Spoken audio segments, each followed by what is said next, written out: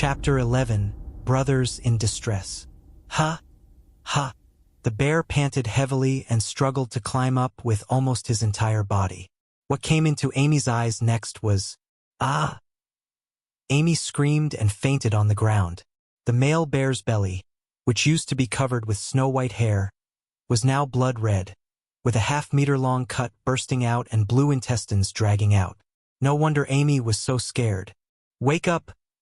Wake up! It's time to eat! Wake up!" Amy was lying on the mainland road, and a dark-skinned boy kept patting Amy's head. "Lure, you watch him while I go to the ditch next to you to find some snow." Ah, it's freezing. In her childhood, Amy had already developed early morning snow syndrome due to the constant torture by Chi Han Fong. She was half asleep and woke up immediately when she heard the word snow. "Bear. Where is Bear?" Amy, who understood what had happened, immediately recalled what had just happened. "Strange, I haven't found any ice or snow yet. Why are you so cold? You killed the bear, you were so awesome just now." The dark-skinned boy said strangely, "The female was shot from the left ear to the right ear by me, and died instantly. This is the only way to kill a bear quickly." The male was stupid. He stepped on his own intestines and died. "Oh my God! I'm so scared." Although Amy woke up, she was so tired, nervous, and frightened that she couldn't move her whole body, not even her fingertips. "My name is Daqingshan, Halk Daqingshan. What's yours?" The boy squinted his eyes, smiled, and stretched out his hand to Amy. Amy Harbor." Holding the boy's hand, Amy sat up. In the War of Gods, two of the three boys who turned the human world, Heaven, Demon World, and Dragon World upside down and were called Human Dragon God, met in such a scene. Later, whenever Daqingshan mentioned such a scene again, Amy would use the most powerful magic to baptize him. Today's incident was too embarrassing, so don't mention it again. "You were so awesome just now. How come your sword could cast magic?" Daqingshan handed over the ice blade and looked at Amy with envy. "This is what my father left for me. Weren't you fainted? How come you saw that my sword could perform magic?" "Who said I fainted? Bears don't eat dead people. I thought you could still resist, so I fainted first. When the bear put all its energy on you, I climbed up and finally shot the female bear to death with my arrow." The boy looked innocent. "Oh, don't do this next time. It scared me. By the way, why did you try to steal the teddy bear? Do you know how dangerous it is?" Amy was still frightened. She was very angry with this dark-skinned and stupid boy. "Well, this is a long story." Hawk Daqingshan, 15 years old this year, lives in Shaojiao village on the western foot of Longya Mountain. He is not a Hami, but his ancestors migrated here because of the low taxes in the Hami kingdom. When he was just 9 years old, his parents and people from the same village went hunting and mistakenly entered the Green Dragon Terrace, which angered the Dragon Clan. As a result, most of the people died in an avalanche caused by a huge dragon. Only a very small number of people escaped back to the village, and Daqingshan was told that he had become an orphan. If it weren't for the villagers who helped him with rice or deer legs, Daqingshan would have long since become part of the majestic mountains.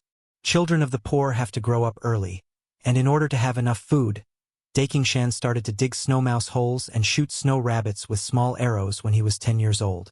When he was a little older, Daqingshan started to go hunting in the mountains with the adults in the village. 2 years ago, 2 snow bears migrated to the edge of the village.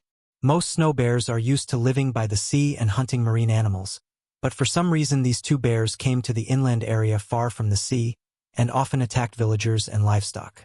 Several large-scale hunting attempts failed to harm them, and instead they bit several villagers in succession. This time, Daqingshan discovered that they were taking their cubs out to hunt, and when the big bear wasn't paying attention, Daqingshan picked up the cub and ran away. "Hey, look!" Daqingshan showed Amy the result of his escape by sliding down the mountain on a snow slide. The clothes on his buttocks were all torn.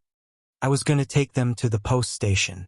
There are soldiers there, and I should be able to kill them," so the 2 boys had the same destination. Amy was going to Longyashan Station to wait for the teacher, while Daqingshan wanted to go to Longyashan Station to sell the little bear. Daqingshan pulled out the dagger very skillfully, peeled off the whole bear skin, cut off the bear's front paw, and finally dug out the bear's gall. The bear was already dead. Why are you so cruel? You cut open its stomach and took out its heart. Amy was very surprised. Bear skins can be sold for money, especially snow bears, which are very rare. Bear paws are very delicious, and people at the post station will buy them for high prices. Bear gall. Wow. You see, the gall of a bear killed in such a rage is indeed extraordinary. It is twice as big as the gall of a bear caught in a trap. This way you can sell it for more money. Amy was wondering how this guy could compete with Uncle Chi in terms of money. As he spoke, Daqingshan very skillfully collected some dead branches, lit them, and evenly spread the remaining ashes on the inside of the bear skin, making a simple saltpeter preparation. The next afternoon, the two little boys appeared at the Longyashan post station. Just as Daqingshan had said, all the things added together were sold for a very good price, 20 gold coins, which was enough for an ordinary family to live on for a year. Daqingshan was a very generous boy and invited Amy to a big meal. At Amy's insistence, Daqingshan stayed and waited for Chi Hanfeng and Lei Gu with Amy.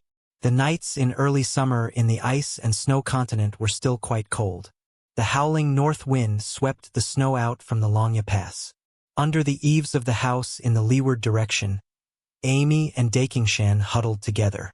The two sleepless boys wanted to find a place to chat, but were afraid that they would have to spend money to go to the bar, so they ran out to chat together.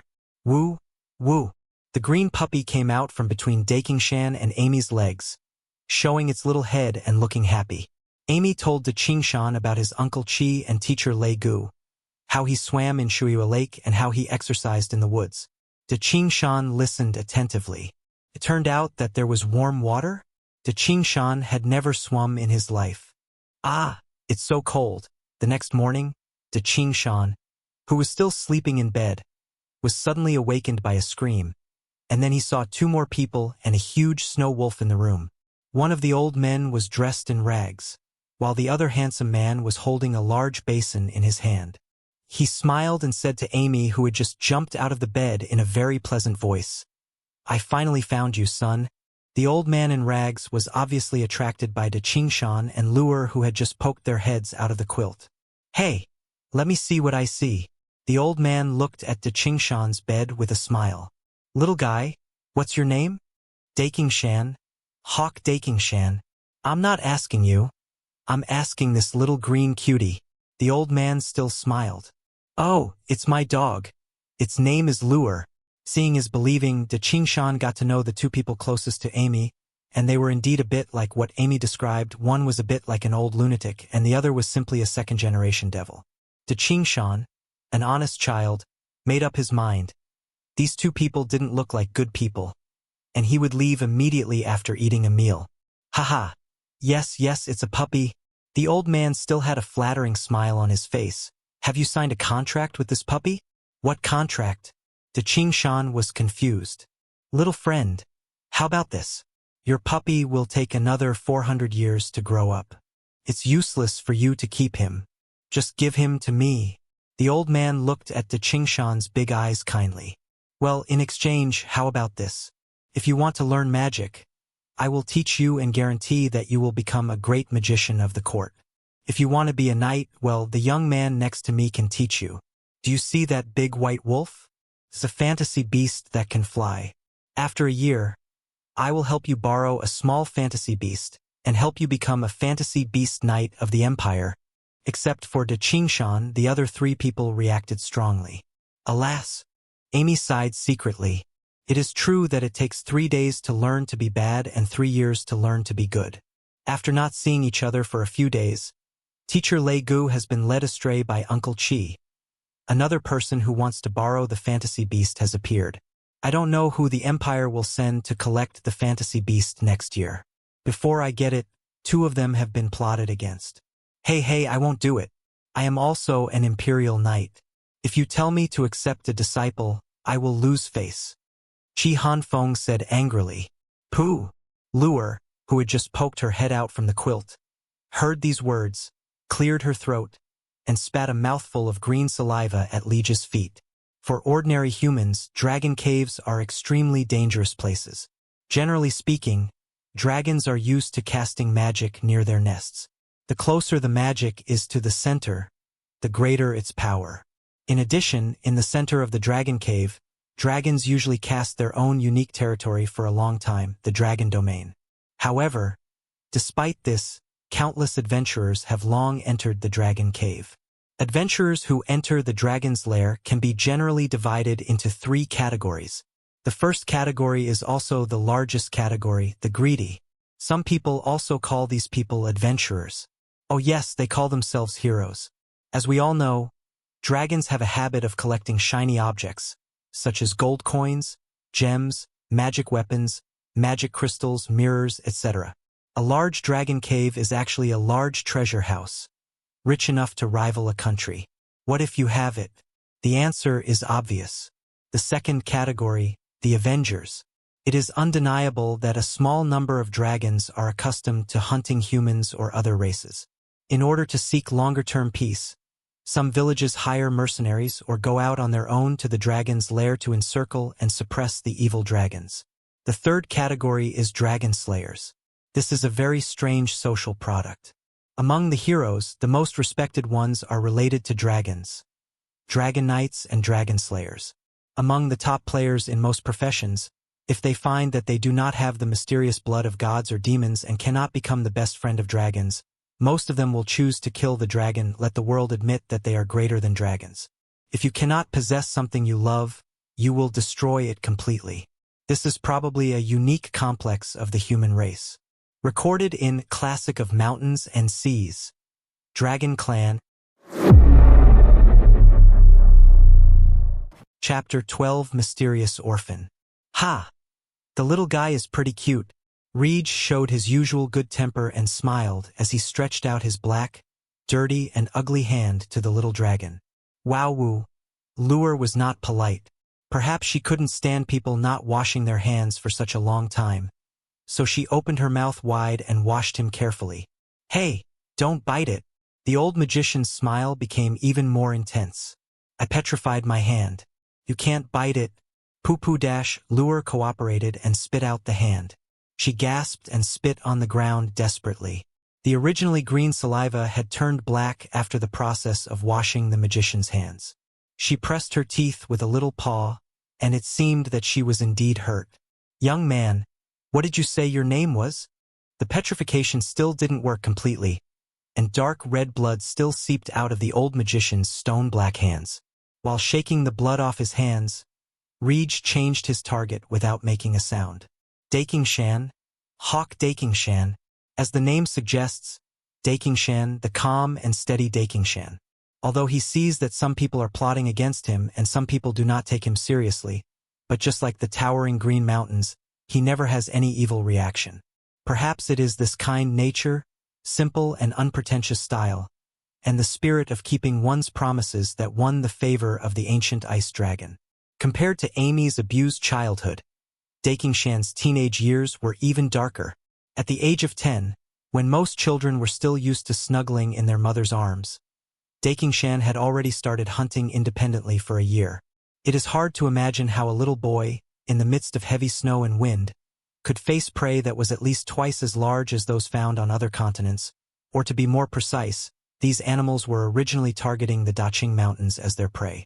At first, some villagers gave him some food, but when winter came, the daytime was very short, only 2 hours, and most animals hibernated, making it impossible to hunt on a large scale. Every household relied on the few prey they caught in the summer, so there was very little food to give to an orphan.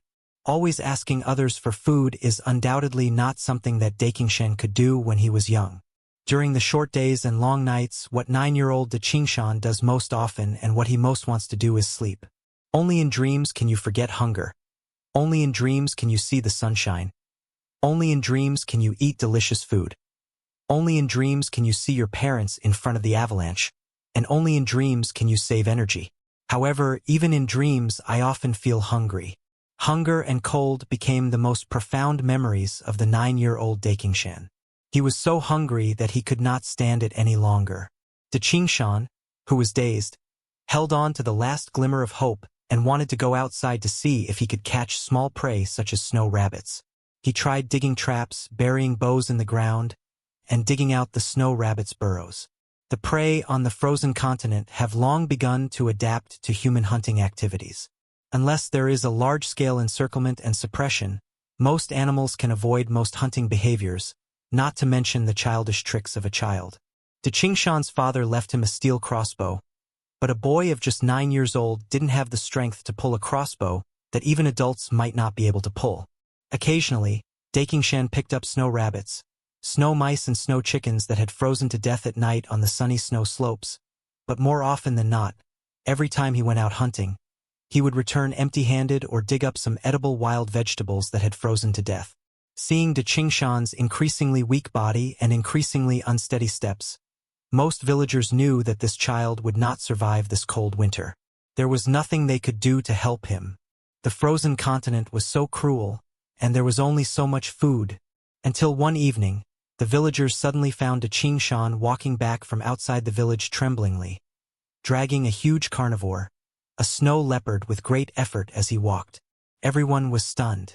In the hinterland of Longya Mountain, snow leopards are extremely agile, with sharp claws and teeth, huge bodies, and can climb trees and swim. They have the strongest attack power. A snow leopard can even kill a group of snow wolves independently. Hunters usually stay away from snow leopards when they encounter them, and even 10 hunters may not be able to kill a snow leopard. How was an orphan beaten to death? In winter, the relationship between people in the village is extremely cold. No one will visit each other, not only because sitting can save energy and heat, but more importantly, everyone is afraid of. No one visits the temple for no reason. More and more people are wondering, did the snow leopard freeze to death? Have no idea. Look, he's not injured. How can you not get injured when fighting a snow leopard? Look again. There are no injuries on the snow leopard. It looks like the snow leopard didn't freeze to death. Its body is still soft. As silent as ever, Daqingshan dragged the snow leopard back home with great effort, then cut it open, put snow in a basin into a pot, picked up dry firewood, and lit a fire. A wisp of green smoke finally came out of the chimney of the hut that had not smoked for a long time, and the long-lost smell of meat slowly drifted from the house to every corner of the village. When the meat was cooked, the little boy put the best meat in a wooden basin. He carried the basin by himself and delivered it to the villagers who had helped him in the past. They were still as silent as ever. They would knock on the door and bow. "Thank you, uncle/auntie/grandpa/grandma. Then they would put down the meat and leave.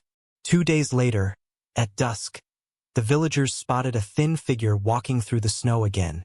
It was Daqing Mountain again, and what was he dragging? 2 snow foxes?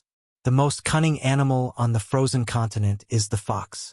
Unlike other animals on the continent, the snow fox still has blood-red fur even in the cold winter. Despite its dazzling fur, almost no hunter can hunt a fox. In addition, ordinary hunters are unwilling to hunt foxes. A few years ago, a hunter injured a snow fox. From that day on, foxes visited his home every day. First, the chickens were bitten to death and dragged away one by one. Later, the fox set its sights on the pig. However, the pig was too big to be killed and taken away. The cunning fox rode on the pig's back, biting the pig's ear as a steering wheel and using its big tail as a whip. It drove the pig back to the fox den in one breath, then bit it to death and ate it. After that, no one dared to catch foxes anymore. How did they kill this little guy? They killed 2 at once. In silence, Daqingshan returned home, gutted the fox, and cooked the meat. Fox meat was not tasty, but in winter, as long as there was something to eat, it was fine. When the meat was cooked, he did the same as last time. He put the best meat in a wooden basin and gave it to the villagers who had helped him in the past. They were still as silent as before, knocking on the door and bowing. "Thank you, uncle/aunt/grandpa/grandma." He put down the meat and left. In this way, every few days, Daqingshan would drag 1 or 2 huge carnivores back to the village, and the shabby little house left by his parents became the only house in the village that smoked every day. The villagers who helped Daqingshan never had to worry about food again. In the yard of the cabin, there was a growing collection of nitrate carnivore skins propped up on hardwood trunks. At that time, a rumor began to spread in the village. After Daqingshan's parents were killed by an avalanche caused by the mountain god, the mountain god chose Daqingshan as his successor, so he ordered carnivorous animals to commit suicide in front of Daqingshan so that Daqingshan could eat them. Otherwise, why didn't any of the animals have any signs of injury? Since then, fewer people dared to talk to Daqingshan. The cold winter passed, and the orphan, who should have starved to death, became much stronger than other children because of the abundant food. His original clothes were torn, so the boy cut the nitrate fur, used animal bones as bone needles, and used animal tendons as thread to sew clothes for himself. In the summer of that year, the statement of the mountain god's successor was once again confirmed. When Daqingshan, who had disappeared for several days, returned to the village, people found that there was a green puppy beside the boy, and this dog actually walked on 2 legs. Moreover, all the animals would immediately become incontinent and tremble as soon as they saw this dog, except for the patrolling dog given by the mountain god. What other dog could be so majestic?